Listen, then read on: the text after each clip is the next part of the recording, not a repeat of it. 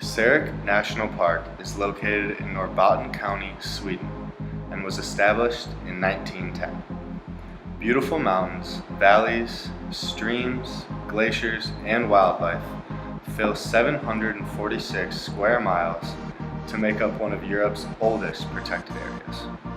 Sarek National Park was declared a protected area by Swedish Parliament. The indigenous Laponian people, known as the Lapps or Sami, were oppressed until 1970, when they fought and gained back a lot of rights to their land. They now have full access to the land to herd their reindeer as well as hunt moose, unlike the general public. Sarek was sought after as a protected area because of its pristine beauty, 6 of 13 of the highest mountains, as well as the second highest peak in Sweden, and its abundant wildlife, such as bears, wolves, wolverines, lynx, and moose. Sarek is an IUCN Category 2 National Park. This means the public is allowed to use and enjoy the land, however, with some restrictions. Category 2 also focuses on making sure the park's beauty is conserved and managed for ecosystem protection as well as recreation. The main direct threats to Sarek National Park include climate change, the development of mining projects, logging, and overgrazing. Mining projects are the biggest threat to the park's natural beauty and ecosystem. 2 mining projects have taken place on the border of the park, one of which is still ongoing. The mining in this area has a chance of affecting the migration routes of reindeer. In turn, that could affect biodiversity values, herding practices of the Sami, and the behavior of the predators. Sarek is working hard to manage the threat of mining.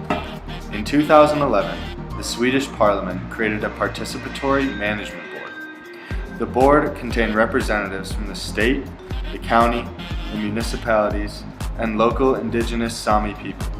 The board is responsible for implementing the management of the WH property by leading consensus decision-making meetings with opinions from people of all sides.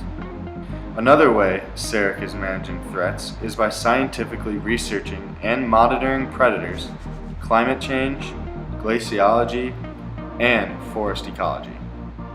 Yet another way that Sarek is managing the threat of mining is through education and interpretation of visitors to the park.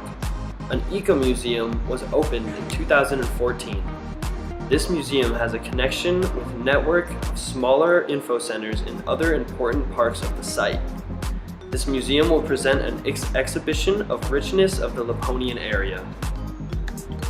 Consensus decision-making by the Participatory Management Board was put in place to come up with solutions and ideas to stop threats from happening and remove threats that are ongoing, as well as create rules and regulations that are to be followed by park visitors. Another key management principle is the regulations put in place to protect the park. These regulations prohibit all people, with the exception of the Sami people, from fishing, hunting, picking of flowers, and the use of motor vehicles in order to preserve the natural beauty of the park. Finally, education. Through the use of education, management is believed to become an easier thing to do. Should people become more aware of the negative effects of their actions on the park, such as mining, they can develop new and better ways to go about their business without placing damage to a protected area.